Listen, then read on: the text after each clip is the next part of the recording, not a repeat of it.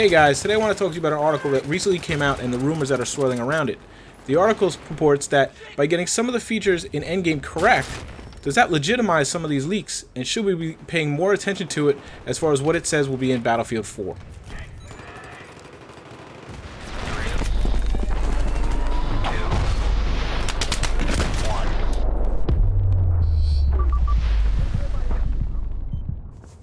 Hey guys, how's it going? Long time no talk. It's been about a week since I've made a video. You guys saw some on Monday and Tuesday, but those were pre-recorded. I've had a crazy week. Both of my boys have been sick with some kind of flu again. It's killing me. My little one got pretty sick, 104, 105 fever, so he's been laying on my chest for about 3 days. Mom has to work, so it's up to daddy. So we've been back and forth to the doctor. Older one's back, he's fine, he's back to daycare, but the little one takes a little while longer. So I've got literally nothing done, and I've been able to render and cut up a lot of the Let's Plays and the COD 4 Road to Commander I'm doing for the Company 008 channel, because those don't require audio editing, recording. But I can't record commentaries. I'm actually doing it right now. He's asleep. Hopefully I can get it through in one take.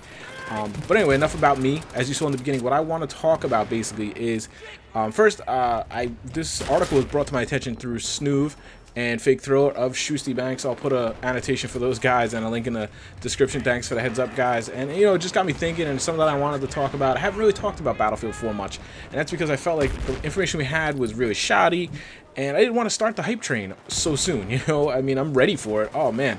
But I just don't want to start doing videos out there. I hate misleading. I hate being wrong, even though I try my best to only talk about at least some things that have some legitimacy. So it kind of brings me to the point of the video. They linked me, I believe it was Snoov, linked me to an Examiner article via Twitter, and I'm going to put a link in the description for that for you guys to take a look at it too.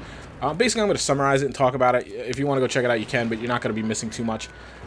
What they're basically claiming is that we had some Chinese, I believe, links a couple weeks, if not months ago, with a whole bunch of features of Battlefield 4.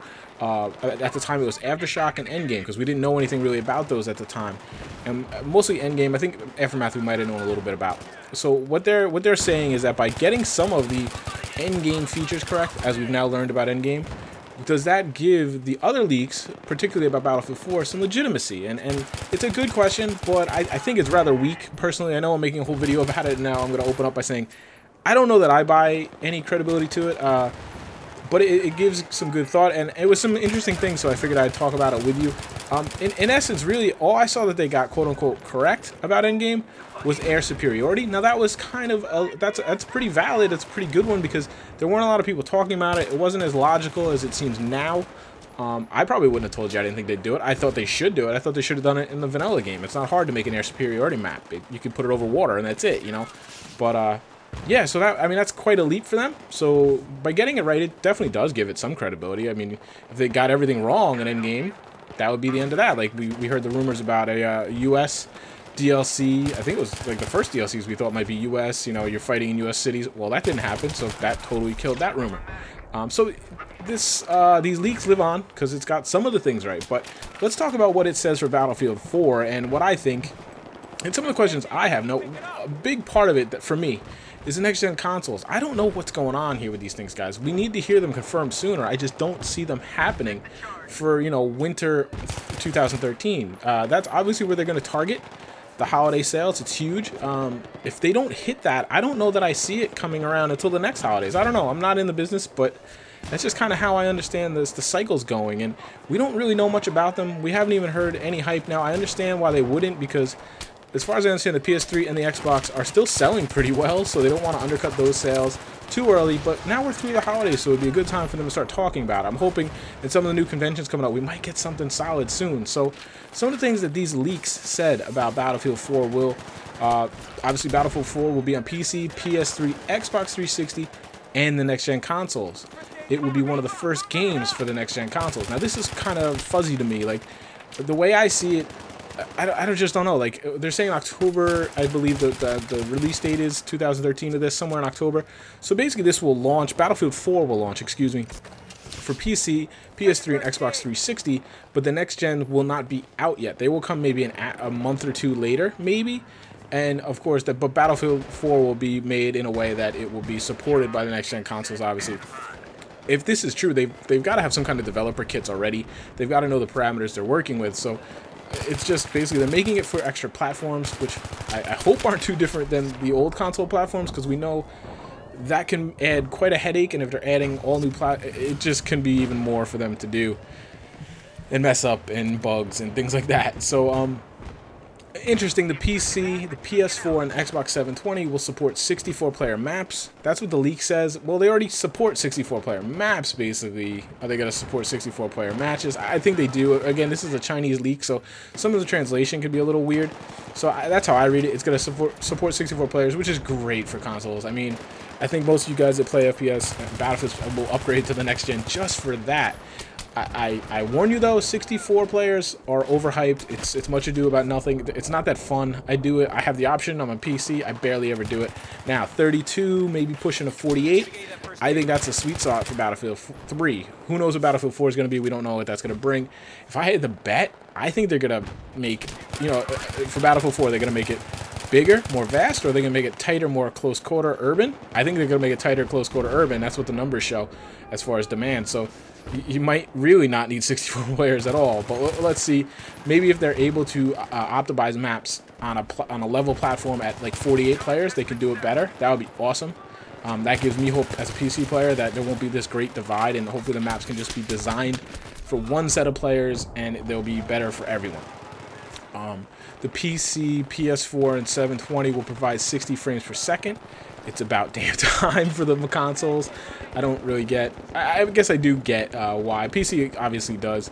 PS4, 720, I mean, that's the least that they could bring on a next-gen console. I mean, I know, you know, Call of Duty's getting it on the old consoles, so it's time we see some 60 frames per second for your consoles. I think that's one of the big things that makes consoles look so poor next to PC footage, and that should help you guys a lot. And it's just good for you.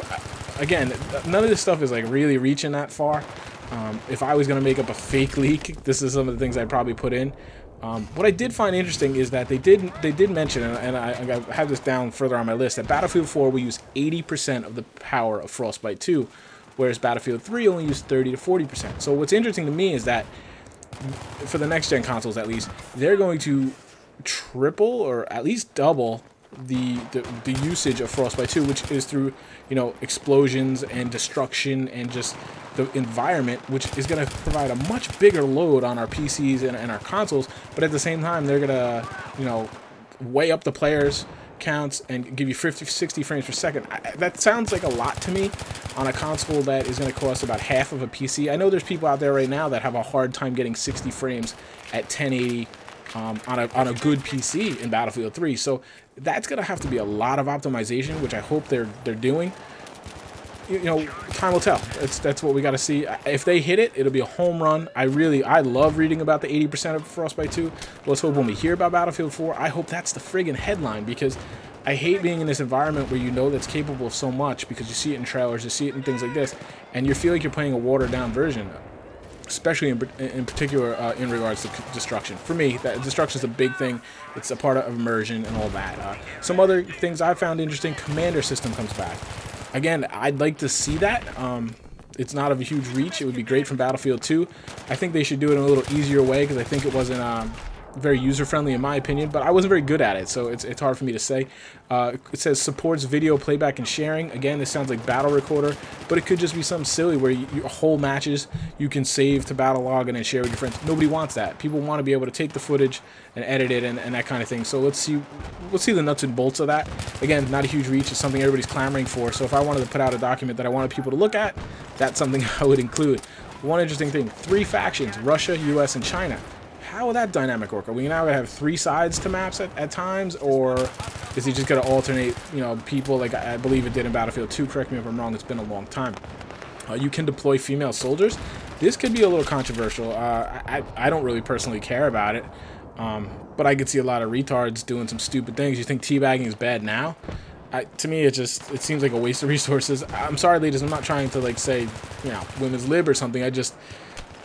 I'm fearful of what some less mature people might do. And then I had a note here for the Battlefield 4 will use 80% power. Now, one thing that leaps out at me that makes me very scared, worried, nervous, and makes me cringe. They had a point in here that says, easier to pick up the game to take care of players from COD. Now, again, if I'm going to put something where I want to start controversy, want to get eyeballs, I'm going to put something like that in there. But it's totally something DICE would do, EA would do. Easier to pick up the game. I don't know what that means. I'm very scared of this. Battlefield 3, Battlefield series has always been a little more hard to grasp, harder to learn, it's harder to pick up, and I hope they don't water this down. Good Lord, guys, don't ruin it. I enjoy COD for what it is, but I enjoy Battlefield for what it really is. Please don't mess that up. So there's some of the highlight points from that leak and the article. Go check it out yourself if you like. Let me know what you think. What do you want to see in Battlefield 4? What do you think we'll see in Battlefield 4? We get to see the next-gen consoles before the release of Battlefield 4? Or do you think Battlefield 4 is going to come before and then lead into the next-gen consoles? Do you think we see them by the holidays 2013 at all? I don't know where I stand. I'm doubtful right now. I'm hopeful for you guys, but I'm doubtful. Once again, guys, thanks for watching. I apologize for the breaking content. I hope to make it up to you next week. Hopefully this video kind of entertained you and got us all on the right track. I'll talk to you soon. Enjoy your weekend. Take care.